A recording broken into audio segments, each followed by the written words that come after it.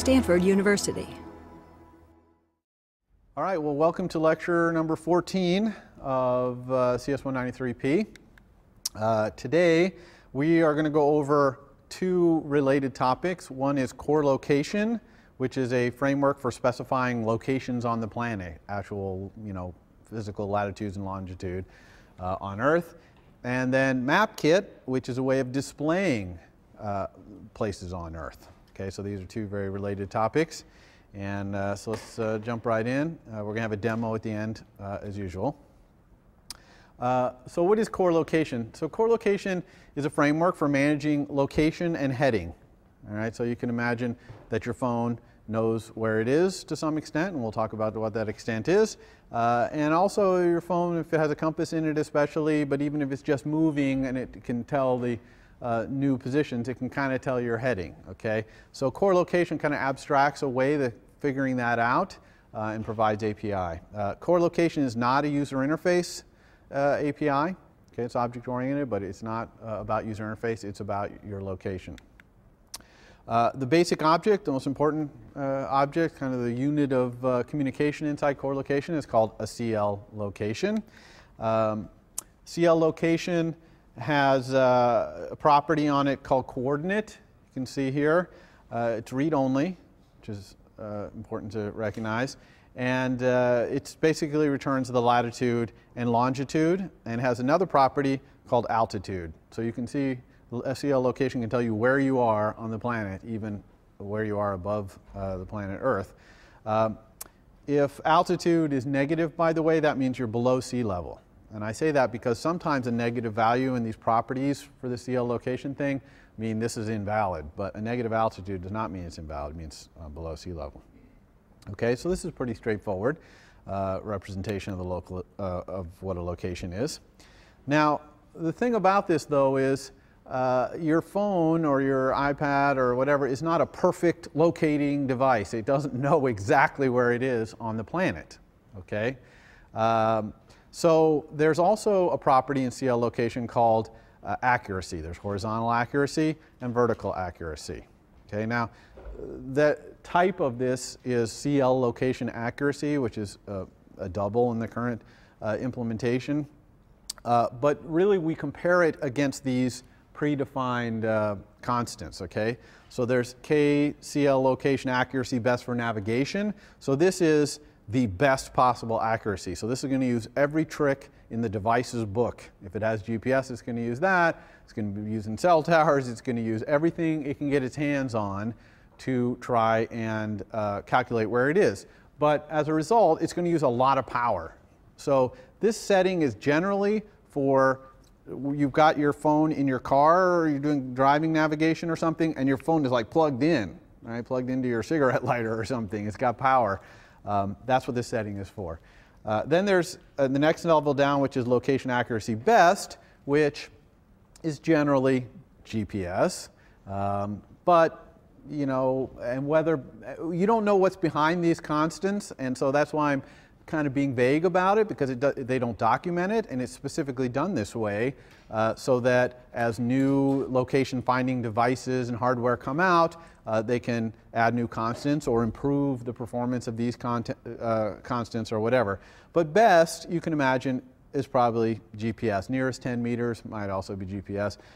When you start getting into the lesser accuracies like kilometer and 3 kilometer, now you can imagine that the phone might be using things like cell towers and Wi-Fi, okay, to find out where you are. And we'll talk about those in a second.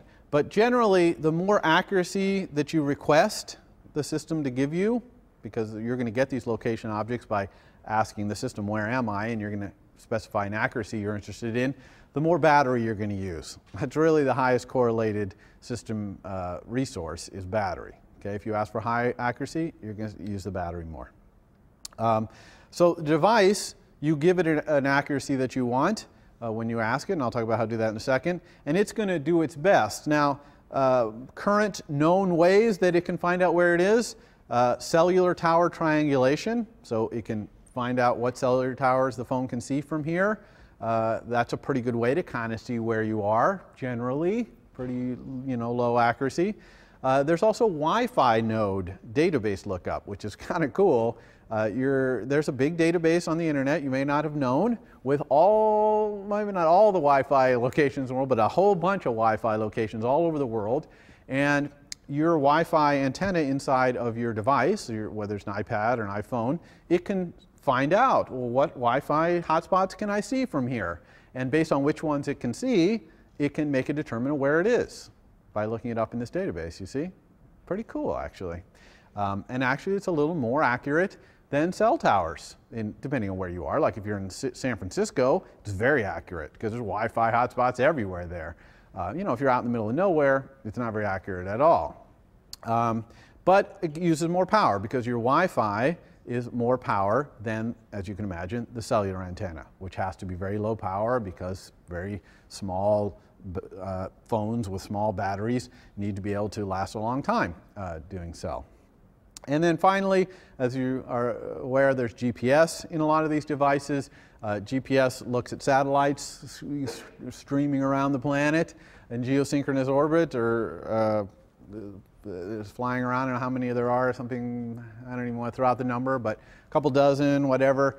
And it's looking at them, and when it sees certain of them in the skies, and it's sending messages to them and seeing what the response time is and all this business, it can calculate where you are to, within a few meters, maybe even tighter than that. So you can imagine that uses quite a bit of power, okay? So that's what's going on behind this accuracy thing in core location. It also has a property called speed, which is like your speed, how fast your car is going. Notice that this is instantaneous speed, not like average speed over the last few seconds. So generally you want to consider the speed property to be kind of advisory, right? It's not something that on its own you're going to say, oh yeah, this is exactly the speed I'm going right now. It also has course.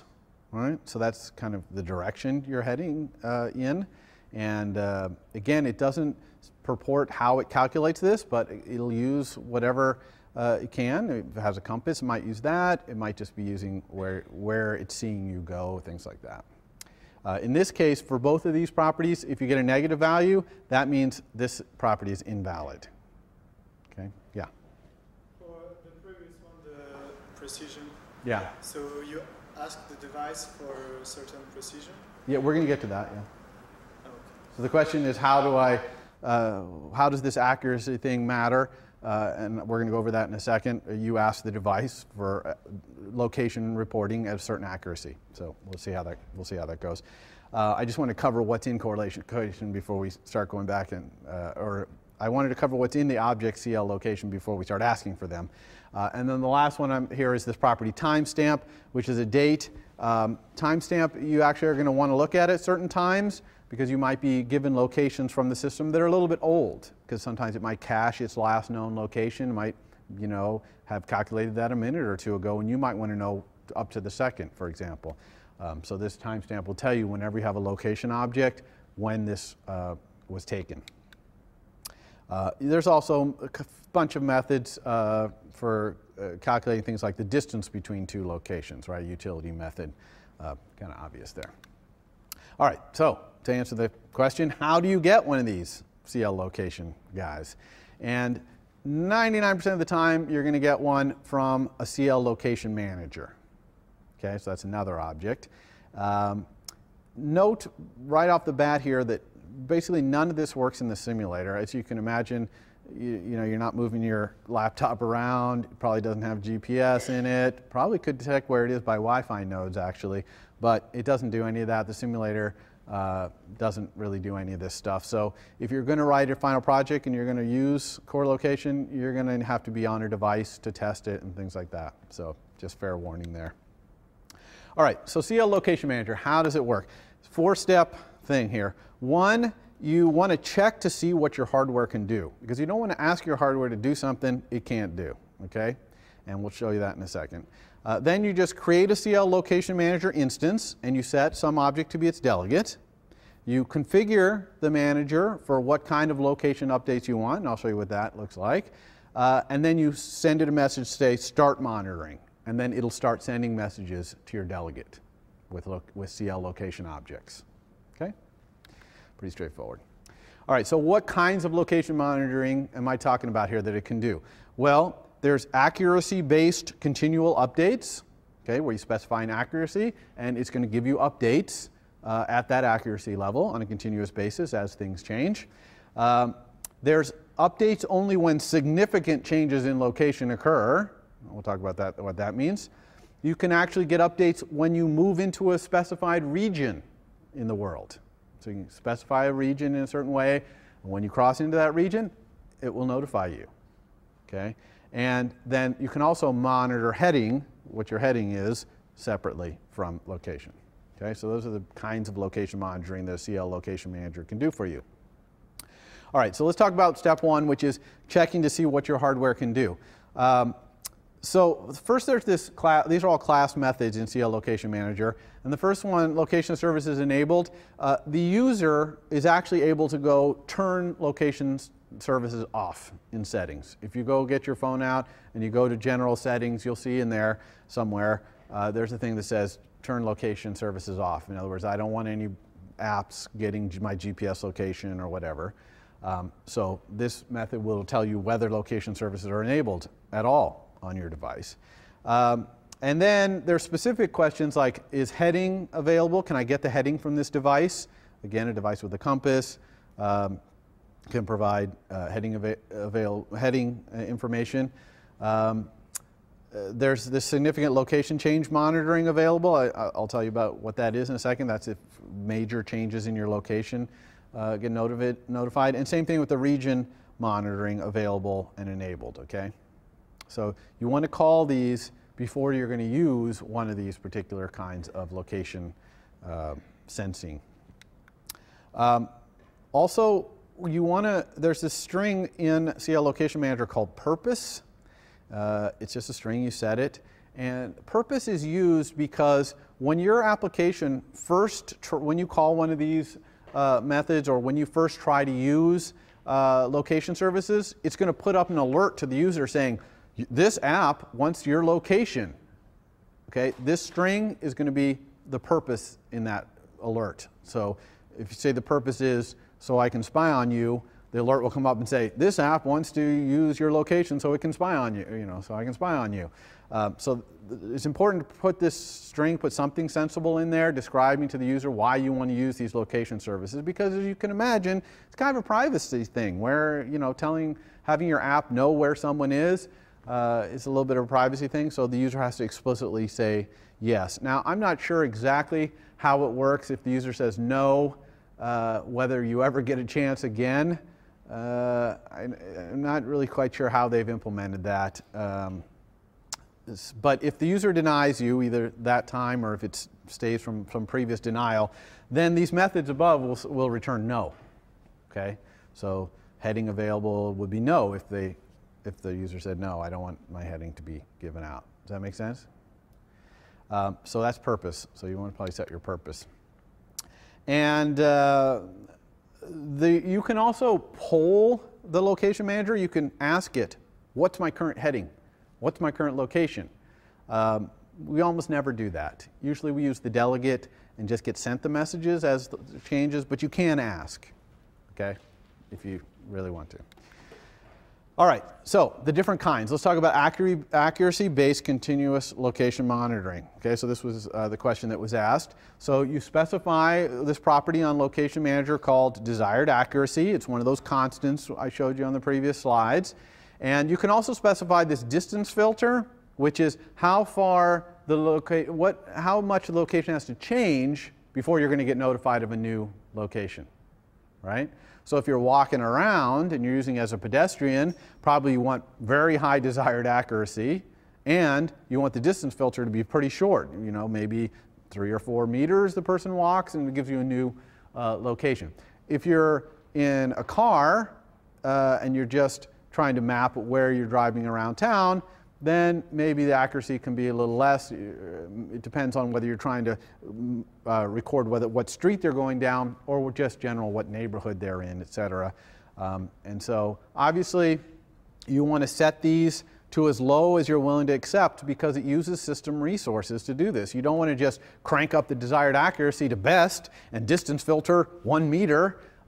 because your battery on your phone, first of all, your phone's going to get very hot, okay? And second of all, the batteries can run out pretty quick, okay, if you're constantly trying to do GPS.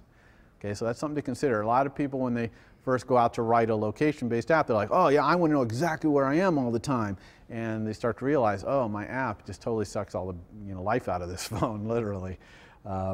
So something to think about there. All right, so again, we're still talking about continuous location-based monitoring. So you set the accuracy in the filter, the distance filter, then you send it this message, start updating location, and it'll start sending messages to your delegate. Okay? And the delegate method looks like this. Location manager did update to location from location. So it'll tell you your old CL location and the new CL location. Totally what you would expect there. As I mentioned there with the stop updating location, make sure again you turn this off when you're not using the location change. So if you have a part of your UI that brings up preferences or table view or something, stop monitoring, and then when you go back to the screen that's maybe showing a map or something like that, then go back to updating location, okay?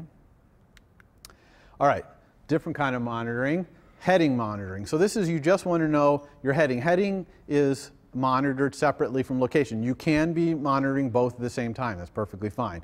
But you have to set your heading filter, which is how many degrees of heading change before you're going to get an update. And then you can also adjust the heading orientation in case your app is currently in a landscape mode or something. You can make it so that the heading is 0 at the top of the screen, because normally it's 0 at the top of the device. So this is just, all this is just an offset, 90 degrees, 180 degrees, depending on the orientation of the device. Then you start updating heading, and you'll start getting delegate methods. The one here is did update heading. Okay, you don't get the old heading. In this one, you only get the new heading. All right, and you're going to get this object CL heading. CL heading has the magnetic heading and the true heading, maybe. Okay, you'll only get the magnetic heading if location services are turned on. That should be. Because if it doesn't know where you are in the world, then it can't do the magnetic to true calculation, right? Because depending on where you are in the world, the difference between magnetic north and true north changes.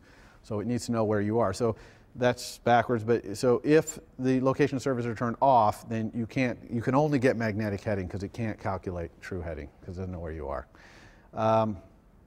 And then heading accuracy is a property that'll tell you how accurate this heading is. So if that number is big, it means this is not very accurate. If it's small, it means this is a very accurate heading. And then, of course, CL headings also have time stamp, just like CL locations do. Okay? So heading tracking, very similar to location tracking, just a couple of different things to consider there. So heading, by the way, with the compass, you know, a compass is magnetic. In fact, inside the phone, you've got a lot of possible interference around that might make it so it's not working. If you've ever used your compass on your iPhone, you notice that sometimes it asks you to move it in a figure-8 motion. You've ever seen that screen come up? Well, you can actually control whether that screen comes up, that little move in a figure-8 thing. By this method, Location Manager should display heading calibration. Okay, it's a delegate method. And if you say no to that, then it won't put that figure-8 thing up. But then you might start getting heading updates that are say this heading is invalid because it's not configured. But you know, if you don't do the figure-8 and you walk around a little bit and you move away from some interference, all of a sudden it could start being valid again. Okay, so also you can dismiss the heading calibration display, so you might allow it to go up. You'll return yes from this, but after a certain amount of time or whatever, you give up and say, okay, forget it. I'm going to dismiss this. I'm only give the person 10 seconds or whatever to do that. Okay, in both the location and the heading case, there's a delegate method did fail with error. Now, a lot of times people just ignore delegate methods that did fail with error. You're like, well, if it fails, it fails. But in this case, you actually want to look at them. The reasons for the failure, sometimes they're benign, like location unknown. That's basically saying, I can't figure out where I am right now. I'm working on it. Usually you'll ignore that error and wait for it to send you an actual update. But you might get error denied, which is the user saying, no, I don't want this application to use my, my location information. And then heading failure you might get if heading was working fine, and then all of a sudden some big interference happened, and now you're getting bad results. And so it'll send you this error that it can't get the heading anymore. Okay? So you can look in the documentation to find out what the errors are, but that's one that usually you want to take a look at. Okay, so here's another kind of monitoring. Okay, this is different. This is significant location change monitoring. Okay, so this one you don't have to set anything up. Desired accuracy, distance filter, ignored, none of that matters. Okay, because all that we're going to be tracking here is big movements. And by big movements, I mean, well, I don't want to put a number on it, but the way this seems to work is it's monitoring cell tower changes. Okay, so when your phone notices a new cell tower, it's going to probably fire off one of these notifications to you that a significant change has happened. Okay, so you can imagine, that's probably half a mile kind of movements. Okay, this is not walking around campus necessarily. Now, the more cell towers are around, I'll bet the more updates you get here. But I don't know the implementation of this, so and it gives no guarantees. All it's saying is a significant location change has occurred. Now, why is this a valuable thing? And of course, you get notified via the delegate in the same way as for the accuracy-based one. But what's interesting about this one, this works even if your application is not running. Okay, if it's not even running, and certainly also works if it's in the background. Okay, on a multitasking device, which is kind of cool. Okay, now you're only getting significant changes, but this will actually launch your application if you get a significant change and you're not running. Okay, so when you launch, we have application did finish launching with options. You let me go this whole class and no one ever asked me, what's that with options thing at the end? Okay, which is amazing. But here's one of the things that uses the with options. So if you look at that with options, it's a dictionary. And if one of the keys in that dictionary is UI application launch options location key, that means you got launched because a significant location change occurred. Okay? And then you can create a CL location manager and ask it for its location using that property location, and you'll get the location, the latest location that the system has, which is probably the location that caused this you to get launched. All right? If you're running in the background, your delegate will get this message. Normally, we haven't talked about multitasking, but all that multitasking really means is that your application, when you switch to another application, it doesn't exit. It doesn't get terminated. It just goes into the background. Okay, so it's still there. It's not really running. You're not going to get any processor time generally. You get a little bit when you first move to the background, but eventually you go dormant and nothing happens until the user clicks to wake you back up. But in this case, if you're in the background and you're dormant, you're not running, you will get woken up and your delegate method will get sent this message. Okay, the normal delegate method did update location. Okay, so this is kind of cool.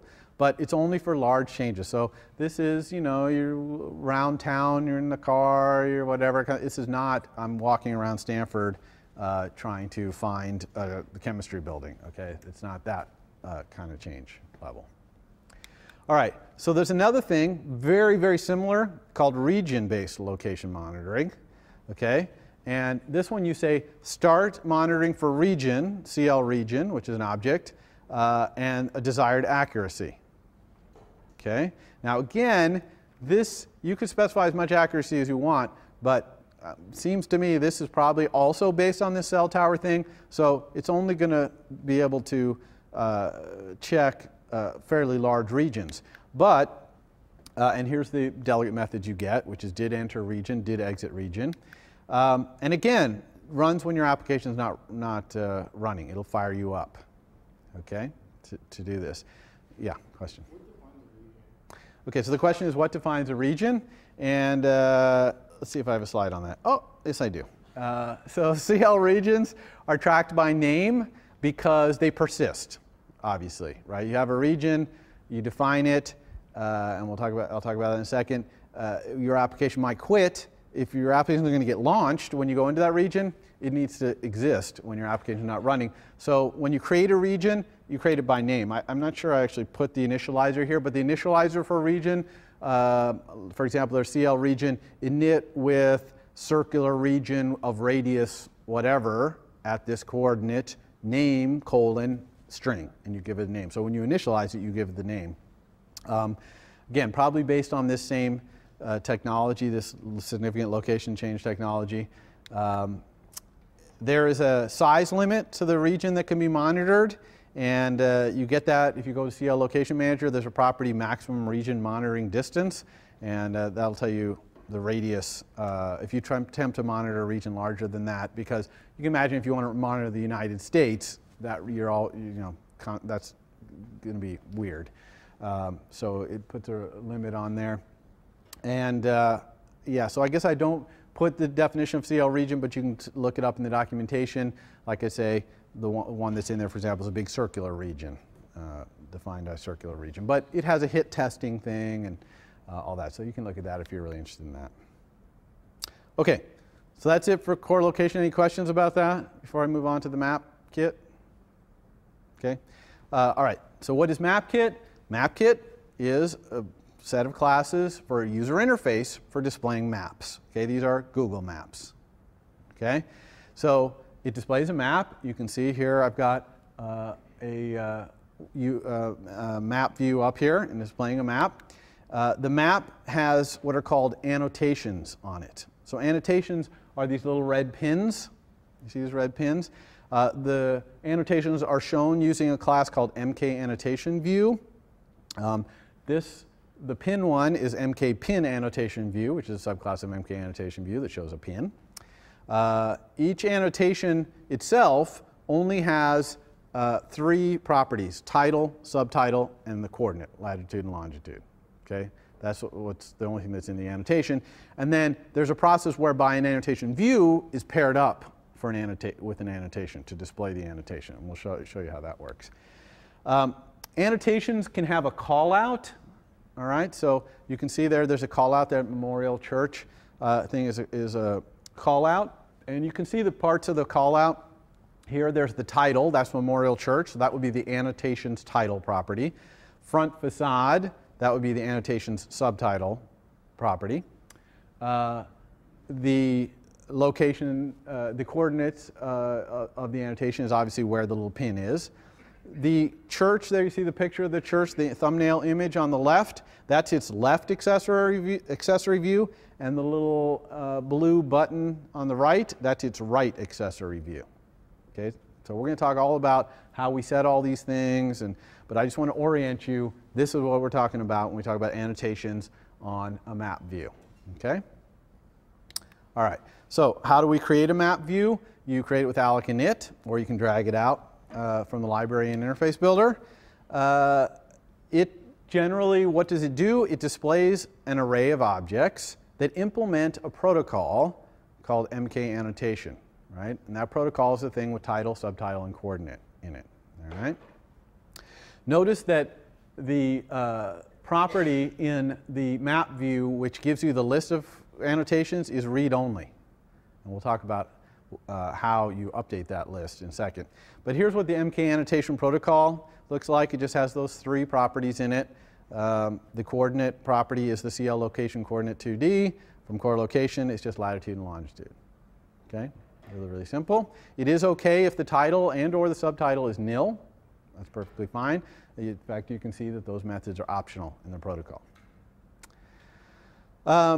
Yeah, so that annotation property is read-only. So you add annotations using methods like add annotation or add annotations, which is an array of objects that implement the MK annotation protocol, and you remove them using remove and remove annotation.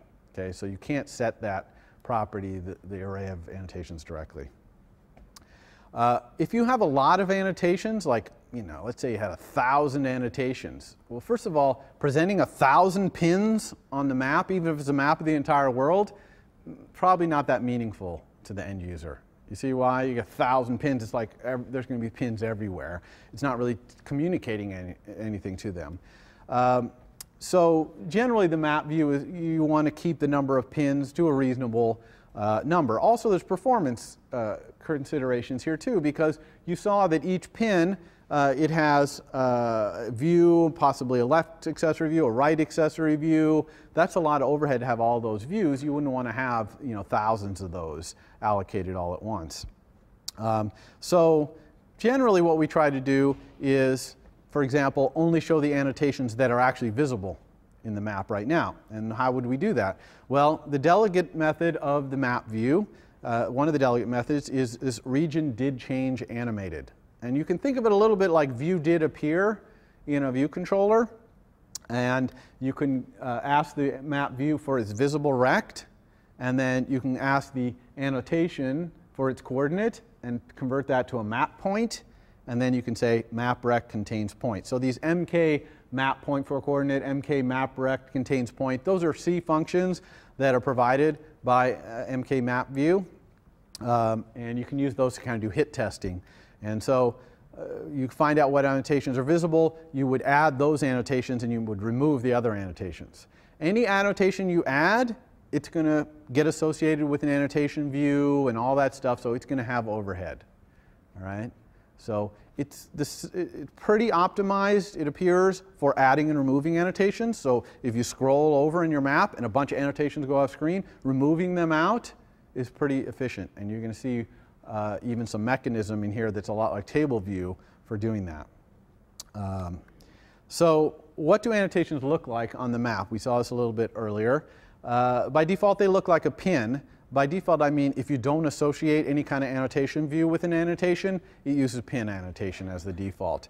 But annotations in general are drawn using a subclass of MK annotation view, which is just a UI view. And you can create your own subclasses of MK annotation view if you want to draw something, you know, funky.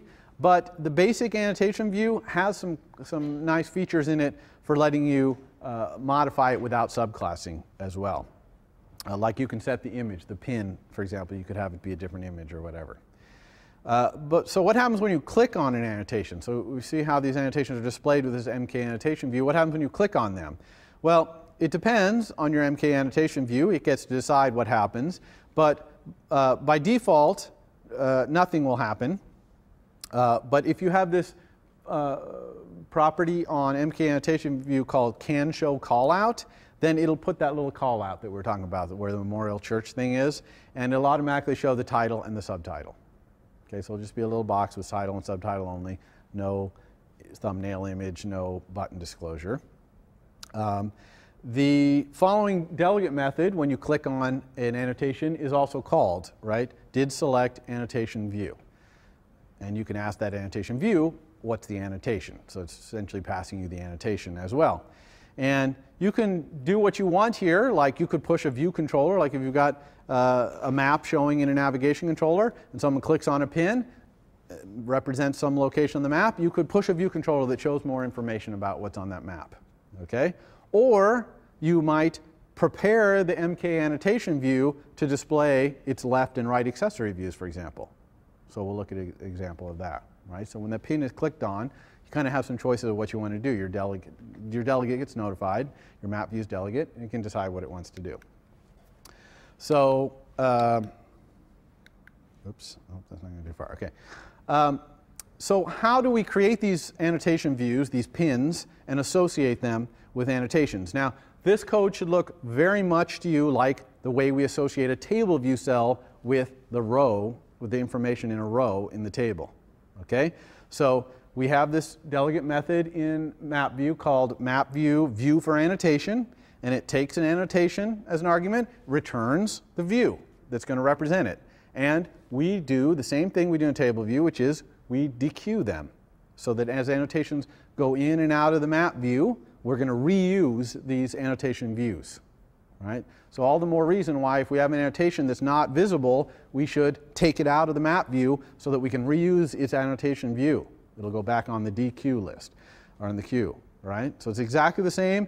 You have this a string identifier when you create an annotation view, and when it gets released, it'll go back onto the queue, and then you can get them off. So exactly the same way as you do in a table view. Now, one thing that's kind of interesting here, you'll notice here I'm creating a pin annotation view to be my annotation view, and it says init with annotation. Okay, that's the designated initializer for annotation view is init with annotation : reuse identifier : but I still, after I've created it, I say aview.annotation equals annotation. Okay, a lot of people look at that and like, why? I just created this thing with the annotation. Well, the answer is I might have dequeued that thing, and then I need to set it to annotation, right? So, so I could have put that in an else, but usually we don't do that. We just load up our annotation view. You know, whether we dequeued it or created it, we're going to load it up. Now, notice that I say maybe, and I even underline that, maybe load up the accessory views here, like the left and right accessory views, the picture of Stanford facade and the little blue accessory button there, disclosure button.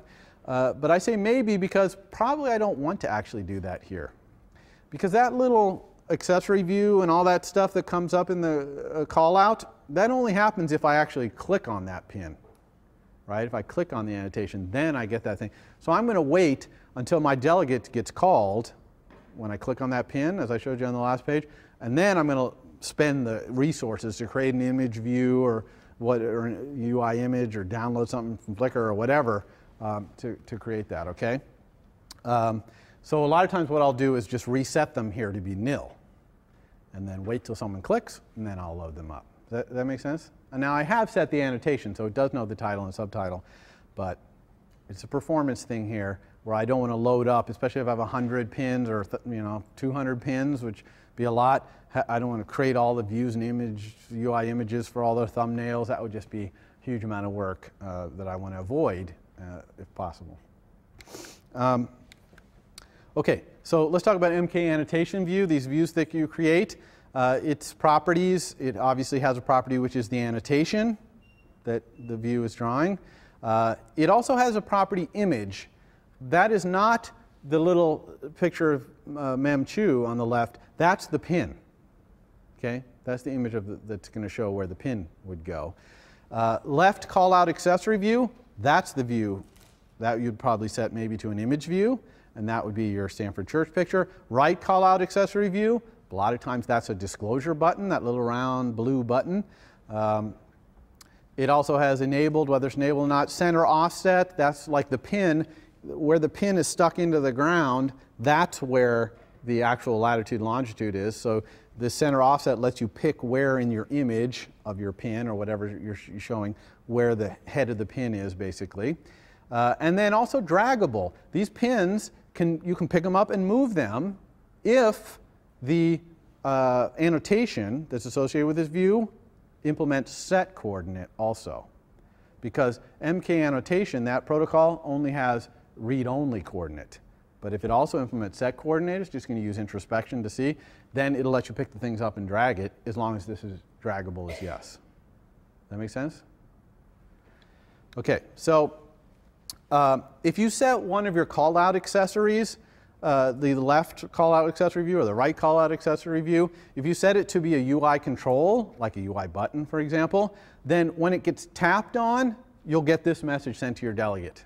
So you don't have to set up target action for your right call-out accessory view, which is a UI button. You can just implement this delegate method. It'll get called every time you tap on it. Does that make sense? So it's just kind of a convenience for you, so you don't have to set all that target action up and just use this. And it is very common to do this. Accessory view.right callout accessory view equals UI button, button with type, UI button type detail disclosure. That's the blue little round button. Okay, very common to do that.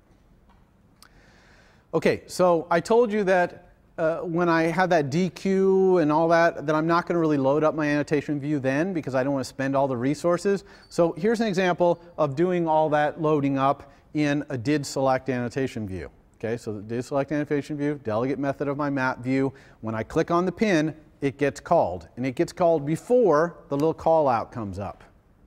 All right, so here's an opportunity for me. In this case, I'm checking to see if my left callout accessory view is a UI image view, which I would have had to set up in that other method.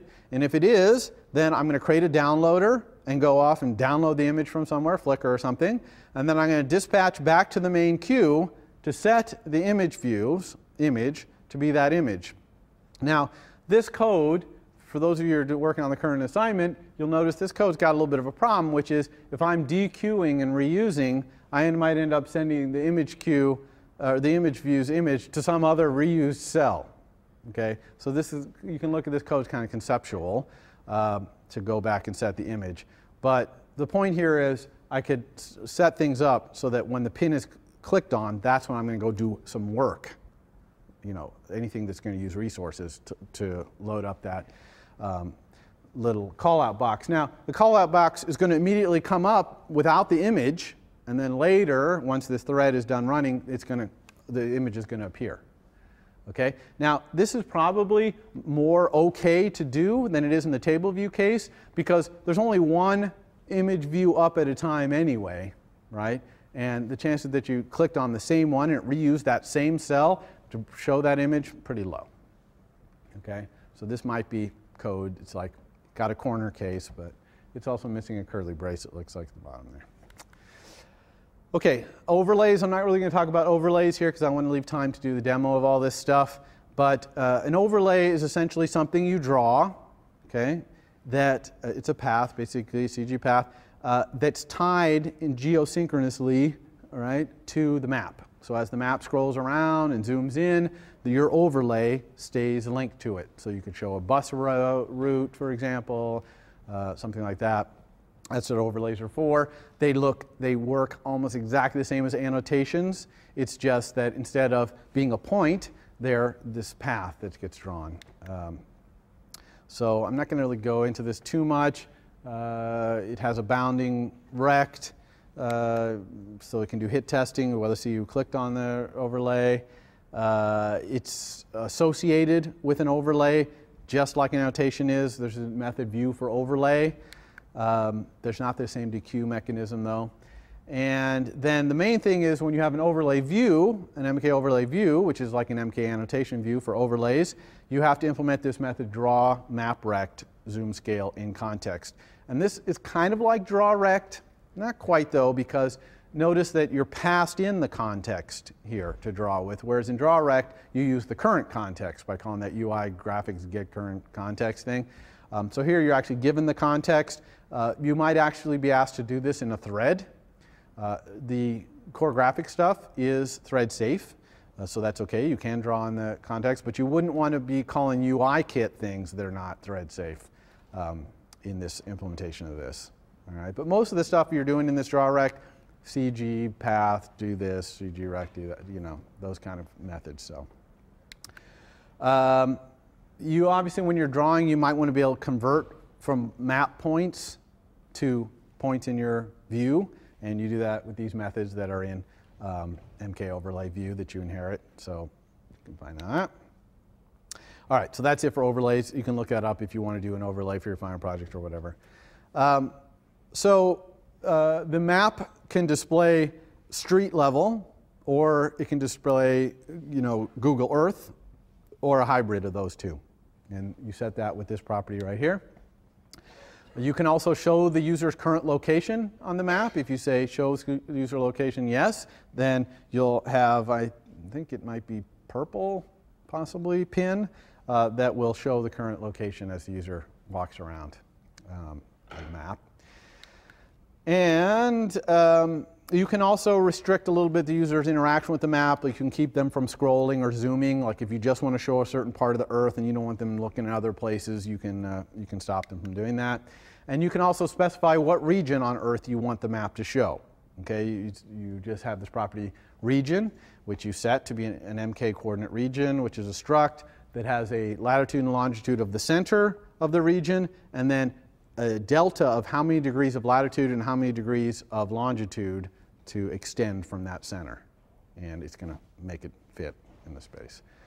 Okay? And you can either just set the property directly, or you can call this set region animated, and then it'll, you know, scroll, it'll show you, it'll animate to make that region appear on the map. And you can also just specify the center point, and it'll keep the same zoom level of the map and just move to make that center be the center. Okay, so it's like scrolling. It's basically a scrolling mechanism.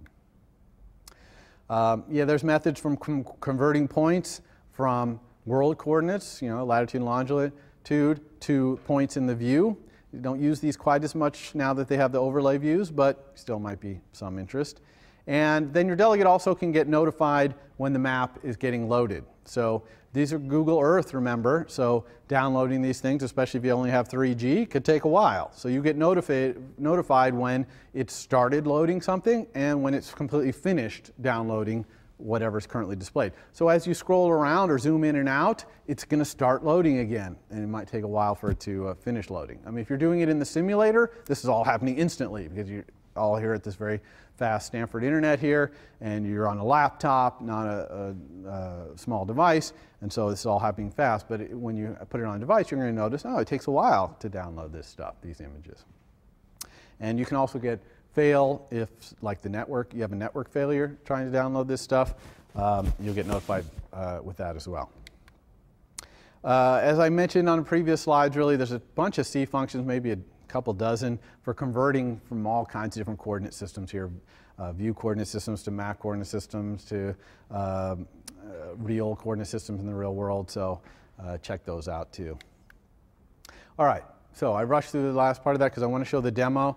Hopefully a lot of this will make a lot more sense when you see me actually do it. So what I'm going to do here is I'm going to take Shutterbug that we had from last time, and Shutterbug's first table view is a table of photographers. And what I'm going to do is have a button on that page that you click that flips the table view over and shows a map and shows where in the world that photographer's photos came from. We'll just pick a representative photo for each photographer, and we're going to show where it is, and then we can click on it, and we'll show a little call out, and then when we click on the call out, it'll show the photos for that photographer. Make sense? So that's what we're going to do. Okay, so let's get started. Any questions before I start that? Okay. So I'm starting with the Shutterbug code we had last time, and the first thing I want to do here is put some instance variables in for my map and my table view. So here is my table view controller here for photographers. So I'm actually, this is a kind of interesting design point here, is I'm going to actually make these IB outlets, even though I'm not going to use an interface builder file to build my user interface here of the map and the table view. But I want to make it so that it's possible for someone, if in the future, if they wanted to modify this app to use an interface builder file for their table view, they could. So there's no reason not to make this IB outlet thing. So that's what I'm going to do. So I have MK map view. That's my map view, and I better import map kit. Okay, map kit is the framework that has it in there. And then I'm also going to have an outlet for my table view. Now you might say, wait a second, this is a table view controller, right? We inherit from core data table view controller, which inherits from UI table view controller. But something interesting about that is UI table view controller actually does not have an instance variable for the table view. Okay? It has a property for the table view, but the way it implements that is it returns self.view. So if you create a subclass of core data table view or of UI table view controller, and you want to have your top level view, your self.view, not be the table view controller, you have to store a pointer to the table view controller yourself. So that's what I'm going to do, because my top level view is just going to be a generic view, and it's going to have two subviews, the table view and the map view, and I'm going to switch between them. All right? So I have to do that. So I'm going to create a property here, and actually I'm going to make it public. Why not? IB action, oops, I retain here, retain, IB outlet, MK map view. Okay, and table view, I already have that property. I inherit that from UI table view controller, so I don't need to make a property for that. One thing I'm going to go ahead and do here while I'm in here is make sure I set myself to be a map view delegate, because obviously I'm going to have to implement some of these map view delegate methods to make this whole thing work. So let's go over here. I'm going to, in my implementation, I'm going to synthesize my map view and table view. And let's see, oops, switch back there. Okay, I'll start using this thing, I guess. Okay, what else? Anything else? Oh, yeah, if you're going to use MapKit, it's not part of UIKit or Core Foundation or whatever. So you have to go down here to Frameworks, right? See Frameworks in here? And if you right-click, you can say Add Existing Framework. And then if you look through the list, you see all these many frameworks, and MapKit is one of them. So Add. So if you don't do that, when you run your program, build your program, you're going to get link errors because you're not going to be including that framework. Okay, next what I'm going to do up here is I'm going to implement map views getter. And I'm just going to lazily create that thing. So if not map view, then map view equals mk map view alloc init with, what is it? Just init with frame. So we're not putting, I'm just creating this lazily. I'm not putting it in a view hierarchy, so I'll just do UI screen, main screen, application frame as my thing, and then return map view. Okay. Don't need to do table view because I'm just going to return the thing, but my instance variable table view, and I already synthesized that. But let's talk about how I'm going to build my UI here, because I got an interesting thing going on here. I'm inheriting load view from UI table view controller, and it's setting my self.view to be my table view. Do y'all understand that UI table view controller does that for you? Right? How else are you going to get that table view? It creates it for you, and it sets it to be self.view. So that's not quite what I want. So in my view did load, I am going to do something a little different. First of all, I'm going to, if my table view is not set, if no one set that instance variable, and if my self.view is kind of UI table view, which it should be if I've just inherited it, then I'm actually going to set my table view to be self.view. Okay?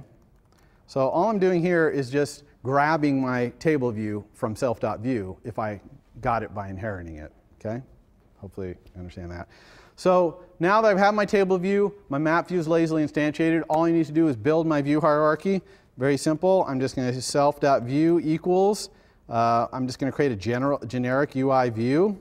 This is going to be the view that contains my map view and my table view. So alloc init with frame. Again, I'm not putting self.view in the view hierarchy here, so I can pick whatever I want. I like to use this main screen application frame as my default frame. Also, I should be careful here. Probably want to auto-release this. Release.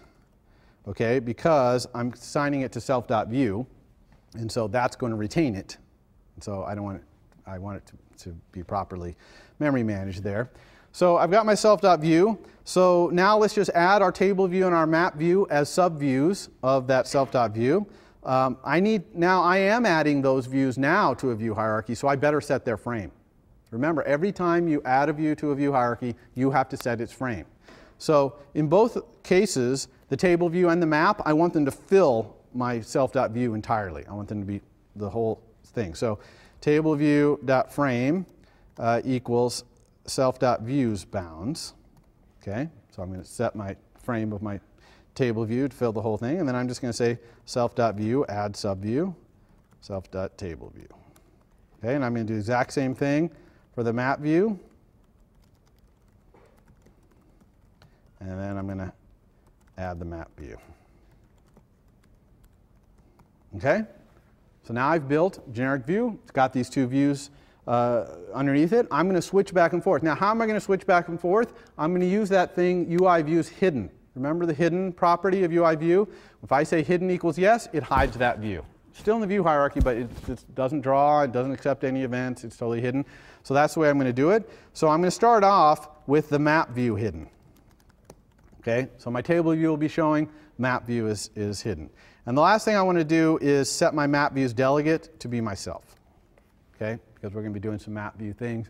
Obviously, I want my map views delegate to do the right thing. Okay, so how am I going to build a UI to have this button that switches back and forth between these two things? Well, what I'm going to do is in my view.did_load, I'm going to say self.navigationItem.rightBarButtonItem. Okay, so I'm going to have, if I'm in a navigation controller, it's going to be the right side bar button item. And I'm just going to say UI bar button item alloc init with title. I'm going to have the title be a constant here. I'm going to call it map button title, and we'll define that in a second. And the style, I'm going to do UI bar button style. Which style do I like here? Actually, yeah. I don't remember what type. I think I just did bar button item style. Yeah. Style bordered. Oops. Ugh. All the keys are in a slightly different spot. Style bordered. Okay. Target is self. And action, let's have it be selector toggle map. All right, and I'm going to auto release this as well, since I'm assigning it there. Sorry? Yeah, I probably should do that. View.did_load is an interesting one because it doesn't actually say in the documentation that you have to do it, that you have to call super_did_load. It probably doesn't hurt, but it's probably not necessary either. Okay, now view will appear, and view did appear. Those you do have to call super. It says in the documentation you must call super. View.did_load, for some reason, it doesn't say that. I'm not really sure exactly why that is. Okay, so what else we got here? UI bar button item style. Okay. All right, so see I've created this right bar button item. It's going to start with the word map on it. I'm actually going to have it change to the word list when we go back to the table view. So we'll call that list. List. So now I need that method that I defined right here, that selector right here, toggle map. Okay, so I'm going to implement that. Pretty straightforward. Void toggle map. So all the toggle map is going to do is if the map view is currently hidden, then we're going to make the map view not be hidden. And we're going to make the table view be hidden. Okay? I'm also going to set my right bar button's title to be the list button title in that case.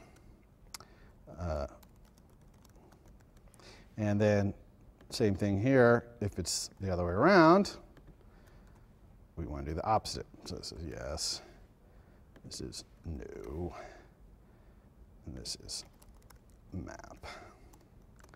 All right, so if we typed all this in properly and put all our curly braces there, hopefully this should work. So let's try this. Okay, so here we've got our table view, right? And if we click map, it switches over to the map. Okay, so here's our Google Maps, and we can zoom in and out. We don't have any annotations though, right? So the next thing we want to do is do annotations. All right, so how are we going to do this annotation thing? We need an object somewhere that implements MK annotation, right? Which is the coordinate, title, and subtitle thing. Well, I've already got an object that pretty much represents the thing I want to put on this map, which is these photographers. So I'm just going to make my photographer class implement MK annotation. Does that make sense? And then I can just get a list of them and put them right on here. All right, so let's do that. So to make my photographer class implement that, I'm going to go back to my data model here, and I'm going to add some properties to photo, first of all, because I need to know where the photos were taken. So I'm going to add an attribute latitude to photos. Latitude, which will be a double. And then I'm going to add another attribute here, which is longitude, which is also a double. And while I'm in here, I'm also going to add a string, which is thumb. We won't get to this today. Maybe we'll do this next time. Thumbnail URL, which is a string. Okay, so that's the same thing as image URL, but it's just for the thumbnail. So now we got a fixed photo so that it implements these. I could do the copy, special copy and all that stuff, but I'm just going to type it here. Well, actually, no, let's do the copy, actually. Let's go back here. Let's pick our new things. I'm going to go up here to Design, Data Model, Copy Declarations. Go back here. Right here, I'm going to paste these in. I don't need this empty interface thing. Okay, so there's that. And then let's go back over here. Select these again. Let's go Design. Hopefully you all recognize what we're doing here. The implementations, go to photo.m, click down here, paste, get rid of this whole if zero thing. We don't need any of that. Okay. So now we've updated our photo to do it. The only other thing here is in photo, we need to set those properties when we do the flicker fetch. So let's do that. So that's just photo.latitude equals flicker data object for key. It happens to be called latitude. And then photo.longitude equals flicker data object for key longitude. And then I also had that thumbnail URL, and that's flicker fetcher URL string for flicker data. Oops. Yes, KR data. And the format I'm going to use is the same one you probably used for your app, which is format square. Okay? So now I've changed my photo, changed the model, changed the download. Photo is good. Now all I'm going to do is go to the photographer over here, and I'm going to make it implement MK annotation. So I'm going to put here MK annotation. I'm going to have to import MapKit. Okay, I'm also going to import, oh no, I didn't do that, okay. So how am I going to do this? What are the properties? One property is CL since it's read-only even. CL location coordinate 2D coordinate, that's one of the methods. Another method, which is optional, but I'm going to do, is read-only NS string title. Okay, so those are the two methods in MK annotation, one required, one optional, that I'm going to implement. So let's go over to the photographer and implement those. So how am I going to implement those? Well, the coordinate one, CL location coordinate 2D, I'm going to implement, actually I'm going to implement that using a representative photo. So I'm just going to grab a random photo that this photographer took and use its coordinate as this photographer's coordinate.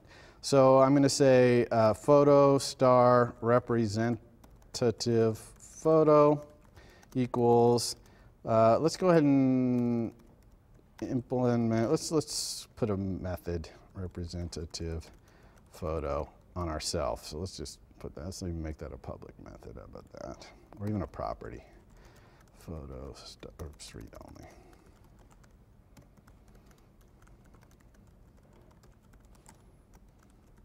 Okay. So how would we implement that? Very easy. Photo star representative photo. We'll just say return our photos relationship any object. So there's a good use of NS sets any object. This we could use dot notation, but we won't. So then CL location coordinate 2D location, location.latitude equals the representative photos latitude, and location.longitude equals the representative photos to longitude. Return the location. And then we'll implement the title. I'm just going to return the photographer's name. So that's going to be our title of our annotation. Okay?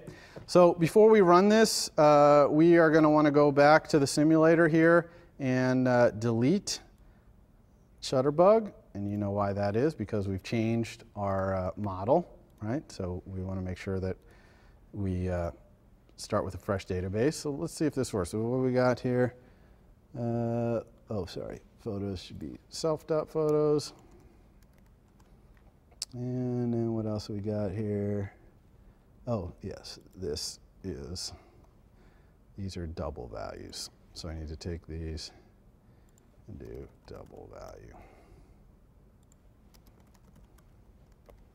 Okay, what else? Let's look at all our warnings here. What do we got? Coordinate, and it don't have a matching atomic. Oh, okay. So yeah, we haven't really talked about atomic. Non-atomic has to do with threading. If a method is non-atomic, it means you can't guarantee if you call it from multiple threads that it's going to work. So we haven't really talked about what that implication is, but most of the methods in the UI kit are non-atomic, but you already know that you can't call them multiple threads anyway. So let's try that. See what happens here. Okay, so now we haven't actually added the annotations to the map, but I just want to make sure we didn't break anything, and we didn't. Everything seems to work. So now all we need to do is get a list of photographers that's in our table and put them in the map. Okay, well, that's actually very simple to do, and I'm going to do it right here. Okay, this is if map view is hidden and we're making it not hidden, I'm going to say if the map view annotations is nil, if the map view annotation is nil, in other words, if we haven't added any annotations, then I'm going to add my array of annotations. And the way I'm going to get it is I'm going to use the same fetch request that my table is using to go fetch my photographers. So I'm going to create a little NSFetchResults controller, which is self fetch results controller, just because that's a long name. And then I'm just going to say self.mapView add annotations, and I have to give it an array, right? So I'm going to say frc.managedObjectContext, execute fetch request, frc's fetch request. We will ignore errors. And also I better retain this because that is auto-released. Okay, and close our curly brace. Okay, so that's it. This should work. Okay, let's go see what happens here. All right, so we have our table. Click to our map. There it is. Okay, so as we go around the Earth here, we can see all of our things. Now, when we click on one, all we get is the title. Okay, because we haven't done anything to associate an annotation view that has anything interesting in there with our default pins. Okay, so last thing we're going to do today in the last 5 minutes here is I'm actually going to put a write accessory view into the annotation view for these things. That is a disclosure button, UI button, disclosure button. Yeah, question? Sorry? Who will release this since you retain it? Right, so the question is this array of pin things, array of annotations, who releases it? And the answer is when the map view gets released, it'll release its annotations. Well, that's a good question. Yeah, actually, you're right. It should. So we do not need to retain there. Very good catch. Okay, because add annotations will retain this array. So we don't need that. Okay, so let's go ahead and associate the annotation view. So remember that the way we associate annotation views is with this delegate method. And so let's just pop that in here. Put it right here. And it's called mk annotation view map view. Okay, map view sender view for annotation. And it takes an object that implements mk annotation. Okay? Now, normally here we would do the DQ. We're running out of time, so I'm not going to do the DQ. I'm going to create one for each annotation. actually not a problem here because I add all of my photographers as annotations. So I'm not going to get any reuse anyway, okay, because they're all in there. Now, if I had something smarter that was only showing the visible ones, then I would definitely want to be dequeuing. But here, I'm not going to do that. So I'm just going to say MK annotation view equals MK annotation view alloc init with annotation, and we'll pass the annotation. The reuse identifier doesn't matter because I'm not doing reuse. You know, I'm going to save this, but not necessary really because I did it in my init. The only thing else I need to do here is I want to create that right callout accessory view. So I'm going to say aview.write callout accessory view equals UI button with type UI button type detail disclosure. Okay, so that is going to, let's go ahead and return a view.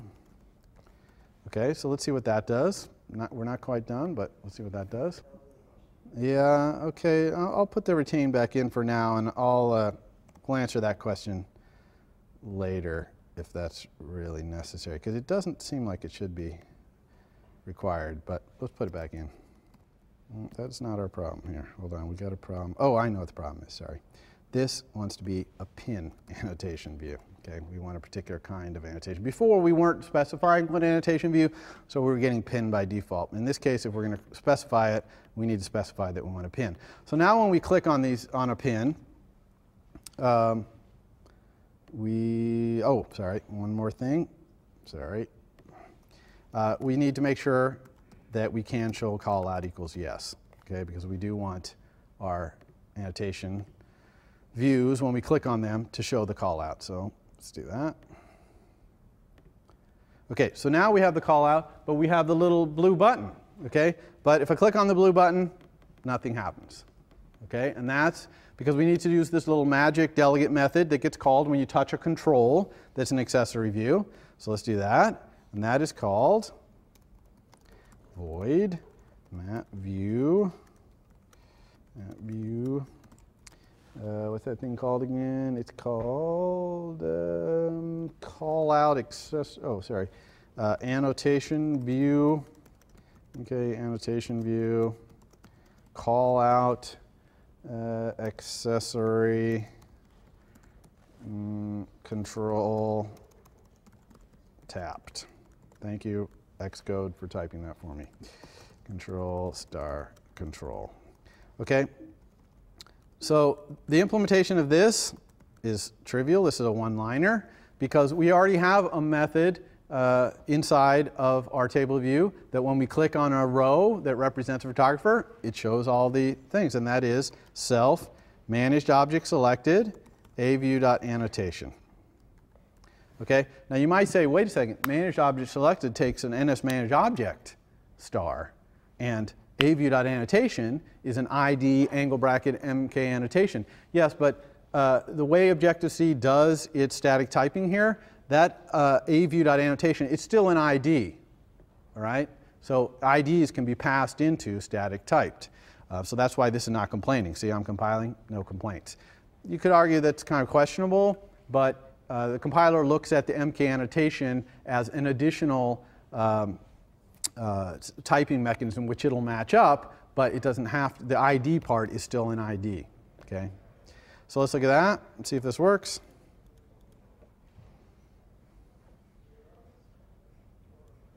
All right, so we have our thing here. This is still working, right? I can still click in the table, and now, hopefully, I should be able to click in the map.